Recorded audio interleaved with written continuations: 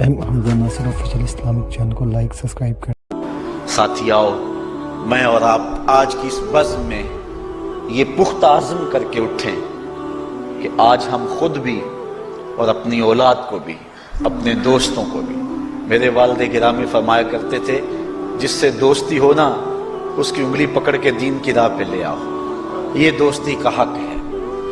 اس کے لیے آپ بہت کچھ کرتے ہیں لیکن اگر اس کو دین نہیں دیا تو کچھ بھی نہیں دیا۔ کوشش کرو میرا دوست ہو اور جہنم میں جائے۔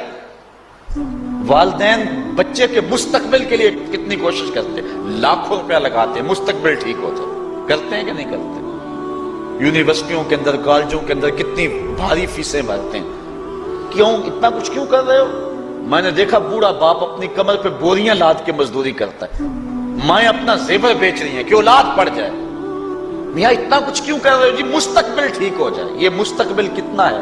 20-25 سال کا، اور جو اصل مستقبل ہے اس کی فکر ہی نہیں کسی کو۔ اصل مستقبل تو وہ ہے، اللہ اکبر، بیرون ملک جائے بیٹا تو ماں کہتی ہے بس دعا کرو کہ میرا بیٹا خیریت سے پہنچ جائے۔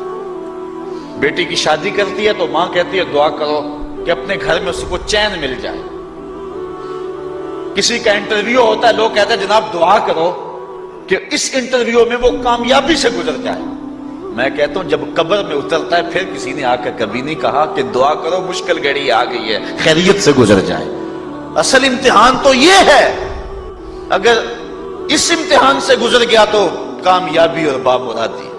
یہ تھوڑا سا مستقبل دنیا کا، اس کے لیے ہم کتنے پیسے لگا دیتے ہیں۔ سب کچھ اولاد کو آتا ہے، ہر شے فر فر پڑھتے اور بولتے ہیں، دعائے قنوت بھی نہیں آتی ہوتی۔ تو ہم اپنی اولاد کے لیے دین کا تحفہ اس کو کبھی نہ چھوڑیں۔ اللہ اکبر، کوشش کریں، محنت کریں۔ حضور نبی رحمت صلی اللہ علیہ وآلہ وسلم نے ان بد عمل واعظین کی بات بھی کی ہے کہ جو لوگوں کو نیکی کا حکم دیتے ہیں اور خود اس پہ عمل نہیں کرتے۔ آج ہمارے کچھ واعظین لوگوں کو تو واعظ و تلقین اور نصیحت کرتے ہیں اور خود نماز میں سخت سستی کا ارتکاب کرتے ہیں، اور جس سے قوم کے اندر نماز میں سستی عملاً پیدا ہو جاتی ہے۔ کوئی عرس کی تقریب ہو، کوئی محفل نعت ہو، کوئی جلسہ ہو، کوئی شادی کی تقریب ہو، نماز کے وقت کا پورا خیال رکھا کریں اور اس بات کا لحاظ رکھا کریں۔ بلکہ ہمارے ہاں ایک عجیب سا فیشن ہے اور عجیب سی بات ہے، میں بڑا حیران ہوا کرتا ہوں کہ عشاء کے بعد جب جلسے ہوتے ہیں نا ہمارے مساجد کے اندر، تو مغرب سے اعلان شروع ہو جاتا ہے آج رات فلاں صاحب خطاب فرمائیں گے، اور پھر جب نماز عشاء ہوتی ہے تو ہمارا نقیب محفل کھولتا ہے لاؤڈ سپیکر اور وہ اعلان کرتا ہے حضرات جماعت ہو چکی ہے، اب مسجد میں آ جائیں۔ یعنی یہ نماز کو ہلکا کرنے والی بات ہے۔ ان کو کہا جا رہا ہے کہ بلکہ بعض تو کہہ دیتے ہیں جس کا تمہیں ڈر تھا وہ گزر گئی ہے، اب آ جاؤ۔ کیا لینا ہے جلسے میں آ کر اگر نماز ہی نہیں پڑھنی ہے تو؟ ممبر و محراب کے جو ذمہ دار ہیں ان سے جو ہے وہ عجیب و غریب قسم کی جو ہے وہ حرکات سکنات سرزد ہو رہی ہیں۔ یہ جو جہل نقیبوں کا ایک غول آ گیا نا، یہ بھی ایک بہت بڑی مصیبت ہے۔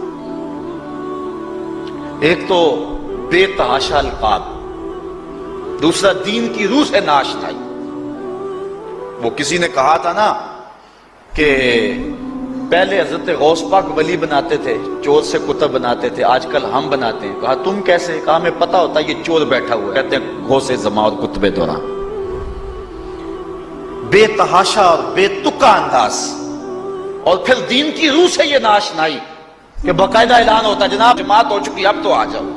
تو کیا کرنا ہے؟ ساری رات جاگ کے اگر عشاء کی نماز ہی نہیں پڑھی تو نماز کو ہلکا کیا گیا ہے۔ اسی طرح جلسہ لمبا ہو رہا ہے اور نماز کا وقت سکڑ رہا ہے۔ ان چیزوں کا التزام کرنا ہے، ہم نے کوشش کرنی ہے۔ اور یہ بھی ایک مصیبت ہے کہ دربار بڑا اونچا ہے اور مسجد کے اندر جانوروں کی بینٹیں پڑی ہوئی ہیں۔